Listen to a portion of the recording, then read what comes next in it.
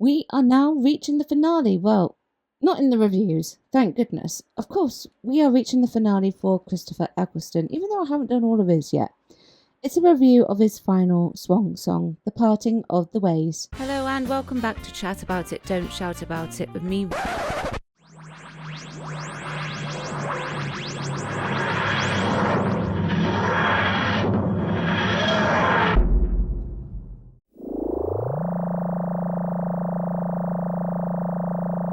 What's happening, Doctor? Change, my dear.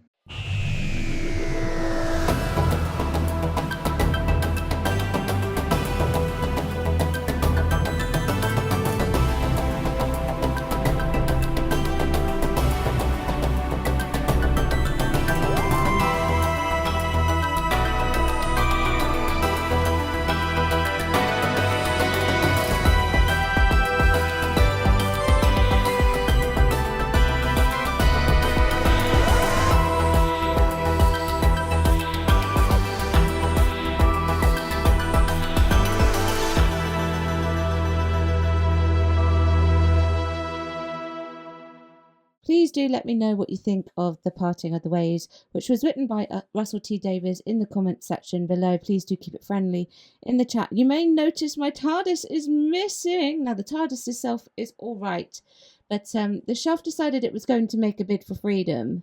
So it could be a little while before that's back up and running because I can't remember what I've done with the screws that need to go in. So I need to locate them. But yes, apologies, it's not there, but you know, it's here in spirit. The Doctor and Jack use the TARDIS to go to the coordinates that they were given in the last episode so that they can save Rose from the Daleks. When they arrive, they materialize the TARDIS over a Dalek and Rose, effectively saving her, and Jack blasts the Dalek. The Doctor then goes out to the Daleks and he meets the Emperor of the Daleks and finds out how they survived the Time War. They had harvested human flesh and grew new Daleks from that, and now they were planning on destroying the Earth. The Doctor was not having it on his watch, so he, Rose, and Jack head back to Satellite 5 where the others were waiting for them. The Dalek fleet is due to invade in 22 minutes, which gives the Doctor 22 minutes to create a delta wave that would destroy everything. However, it would be at the cost of everyone who is on board Satellite 5 as well. The Doctor makes the heavy decision to send Rose home with the TARDIS, knowing exactly what was at stake. She dwells on this and how she can return to him whilst he and the others are fighting the Daleks to no avail. She realizes that she has sent her message to herself of Bad Wolf, so she convinces her mum and Mickey that she needs to go back. Together they work on removing the TARDIS console and she looks into the time vortex. The TARDIS takes her back to the Doctor. She is now under control of the time vortex in addition to allowing her mind to control the situation. She destroys the Daleks, revives Jack, and sends the message Bad Wolf to herself throughout time and space. The Doctor realizes that this is killing Rose, so he decides to make the ultimate sacrifice to save her by kissing him to take the power back of the vortex back and put it into the TARDIS.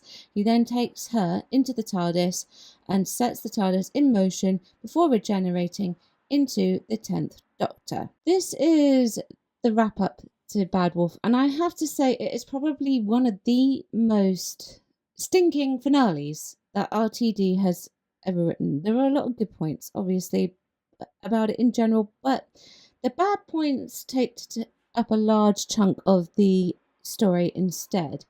And unfortunately, that makes it more obvious. The first thing is, when this first came back and I watched it, I didn't mind. However, my opinion changed greatly over the years, the more I watched, and the more that I watched the classic series as an adult as well. Before I get into that, though, let's talk about the Daleks and RTD. So it's the Daleks. Great.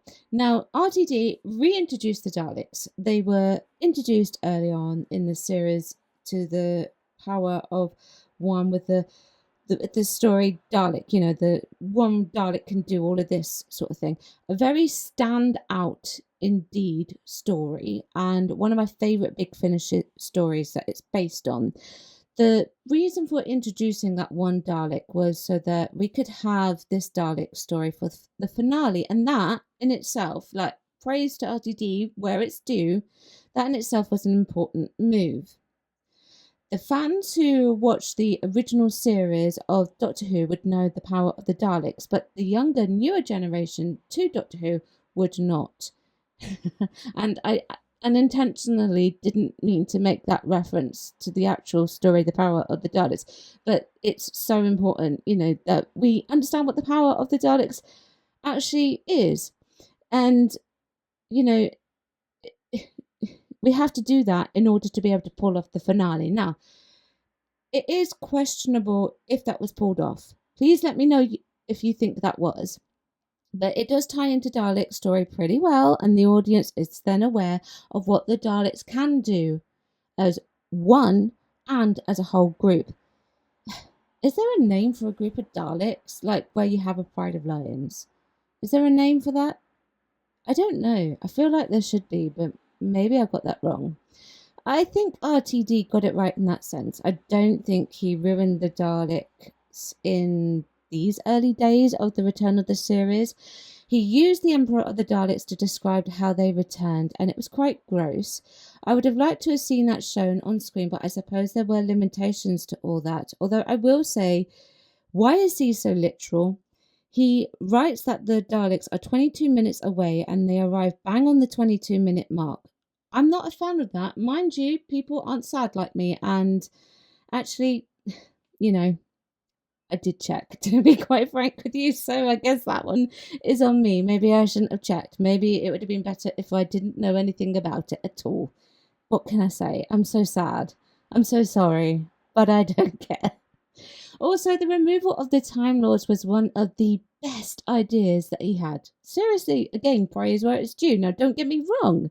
I do like the Time Lords. I always found Gallifrey quite interesting and how the Doctor responds to it. I do question why introduce them in the first place, though, at the same time, because obviously if you've got them there, then they can always intervene. So when the show came back, not having the Time Lords was a good thing. Unfortunately, that was ruined later. But, hey ho, spaghetti ho, can't win them all.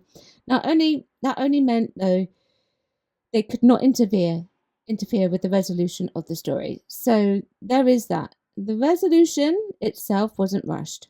This is why, part one actually really helps with stories like this. It just goes to show that time is important in Doctor Who. Now, it's time to talk about Rose. Speaking of time, firstly, once again, this story highlights that Billie Piper's move from singing to acting was 100% the right move to take. This is by far her best performance of the series. She really did very well. She really did.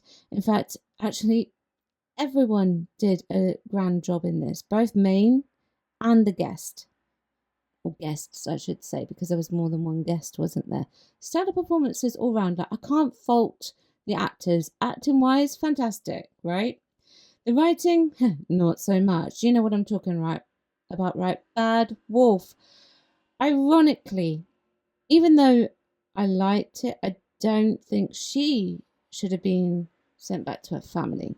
Right, okay, so I don't think Rose should have been sent back to her family. It's counterintuitive, even though I like the idea behind it, because it was the Doctor doing what the Doctor does best. Well, I say that, right?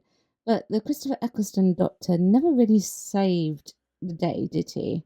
Saving his companion, yes. Once again, though, in this story, the companion has agency.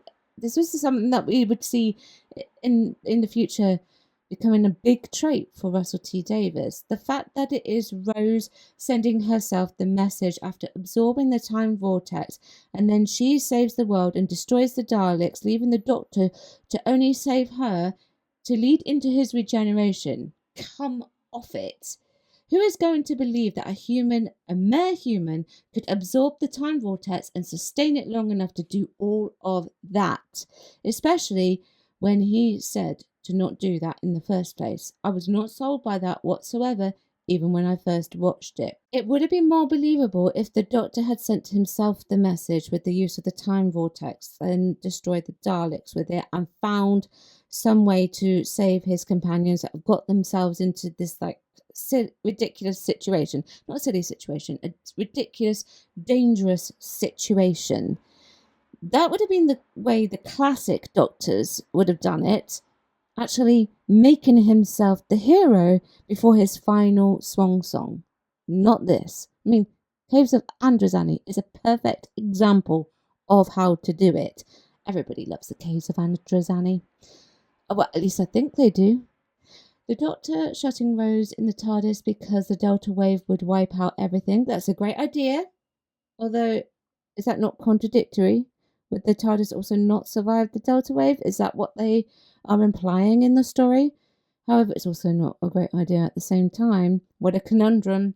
I don't even know if I'm making sense. It's a very Doctor thing, but it wasn't right. The companion is supposed to get into situations that they need to be rescued from.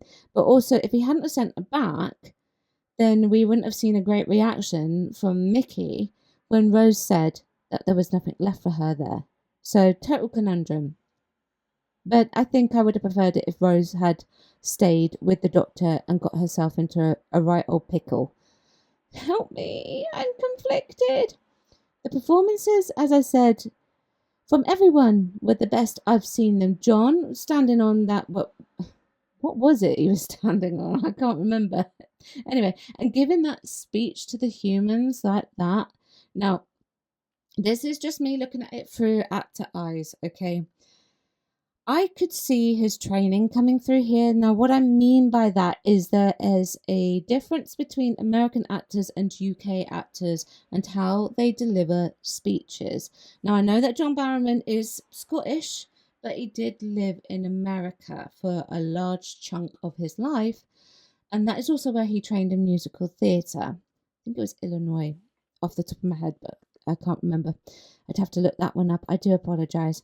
Now, I don't know how to explain the delivery being different. The best way, I suppose, to describe it is the pitching of the voice and the inflections. They are very different.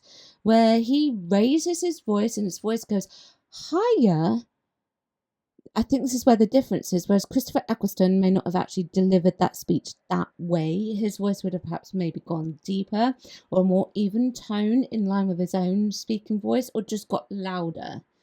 The performance is still believable. I just find it interesting, that's all, that, you can really hear the differences. I would have liked to have heard that in his Scottish accent, although I know that he does it in his American accent for Jack, so, it's fine.